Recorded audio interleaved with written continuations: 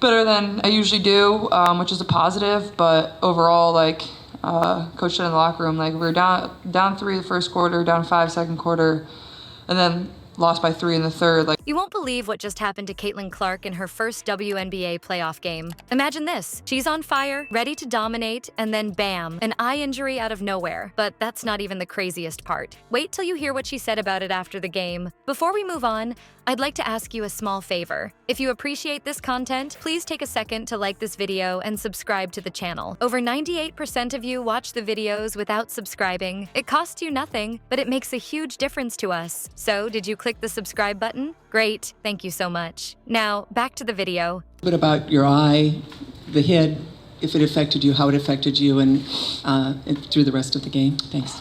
I don't think it affected me. Honestly, I felt like I got good shots. They just didn't go down, and obviously a tough time for that to happen.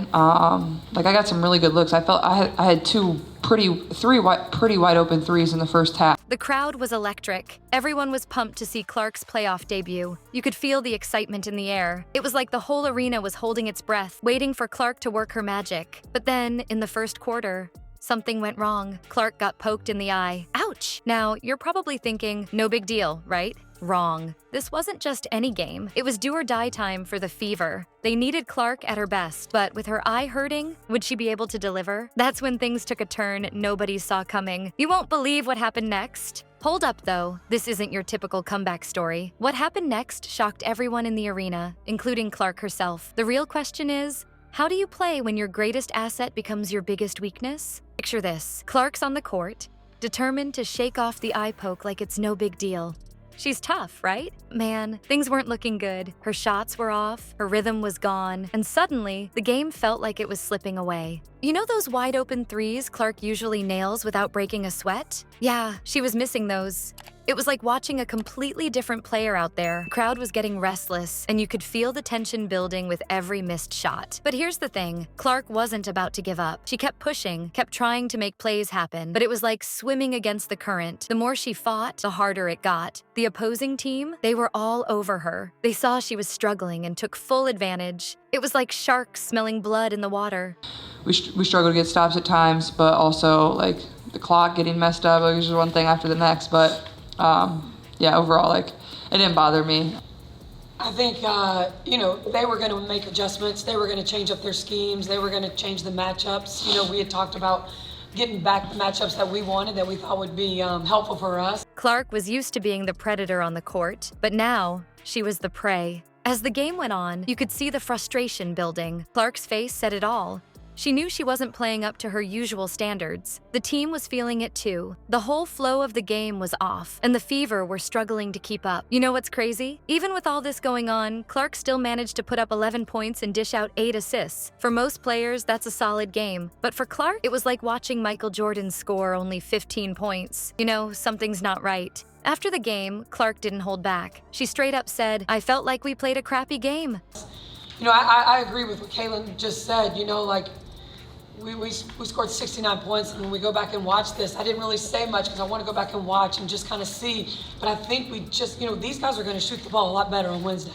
Can you imagine how frustrating that must have been for her? To know you're capable of so much more, but your body just won't cooperate? Do you think Clark's struggle was just the tip of the iceberg? Her teammates were right there with her, riding a roller coaster that only went down. The Fever's performance? It was like watching a car crash in slow motion. Imagine this. The Fever, a team with so much potential, suddenly found themselves outplayed at every turn. They weren't just beaten, they were outperformed, outcoached, and outshot. It was like they stepped onto the court as one team and left as another. But here's the thing.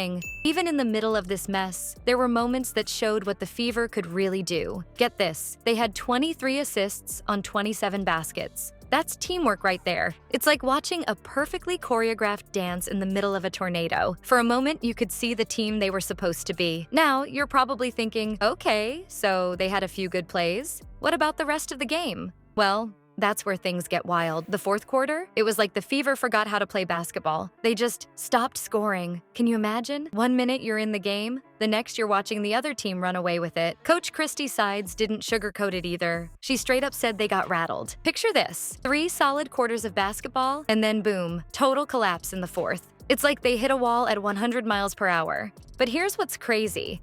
Coach Sides was still trying to find the positives. She's looking at those first 3 quarters, seeing the team that could have been. It's like she's putting together a puzzle, but someone's hidden half the pieces. And defense? Oh man, that's where things really fell apart. It was like watching a leaky ship trying to stay afloat. Every time the Fever made a mistake, the other team was right there to capitalize. Coach Sides knew it too. They needed to step up their defensive game big time. You know what's wild? This wasn't just any game. This was the playoffs. Every possession counts. Every mistake is magnified. The Fever learned that the hard way. It's like they were playing checkers while everyone else was playing chess. The playoffs are a different beast, and no one knows that better than Caitlin Clark. But here's the kicker. Her take on the game isn't what you'd expect from a rookie. What did she say that has everyone talking?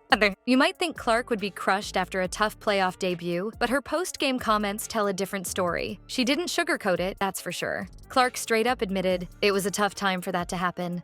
Can you imagine the frustration? Your first playoff game, and bam, an eye injury throws you off your game. But here's where Clark's mindset sets her apart. Instead of dwelling on the injury or making excuses, she shifted the focus to the team. She talked about how in playoff basketball, every single person is fighting for their life. Every possession matters. That's some veteran-level thinking right there. Now, you might be wondering how Clark's handling the transition from college to the WNBA playoffs. Well, she's not shying away from the challenge. Clark acknowledged, "It's definitely a little different," but then dropped this bomb. "But I want to go out there and win them all." That's the kind of confidence you love to see in a rookie, right? But wait, it gets even better. You know how some players might get caught up in their own hype, especially after an MVP caliber season? Not Clark. When asked about her MVP votes, she shocked everyone by saying, "I don't really care." Can you believe that? She's not here for the individual glory. It's all about the team's success. This is where things get really interesting. Clark's focus on teamwork isn't just talk. Remember those 8 assists she dished out even with her eye bothering her? That's Clark walking the walk. She's showing everyone that even on her off days, she's finding ways to make her teammates better. You know what's crazy? Some rookies might crack under the pressure of playoff basketball, but Clark, she's embracing it. She's learning from every possession, every mistake, every success. It's like she's playing chess while everyone else is still figuring out the rules of checkers. So, what's next for Caitlin Clark after this wild playoff debut? Despite the eye injury and the tough loss, Clark's not letting it get her down. She's already looking ahead, focusing on how the team can bounce back. You know what's really impressive? Clark's not caught up in the MVP hype. When asked about her votes, she straight up said, "I don't really care." That's a rookie with her eyes on the prize, folks. It's all about the team for her. This playoff experience, it's like a crash course in WNBA basketball for Clark. Every possession, every mistake, every success, it's all shaping her future in the league. And you can bet she's soaking it all in. With her talent and this never-say-die attitude, can you imagine what Clark's gonna do next season? The WNBA better watch out.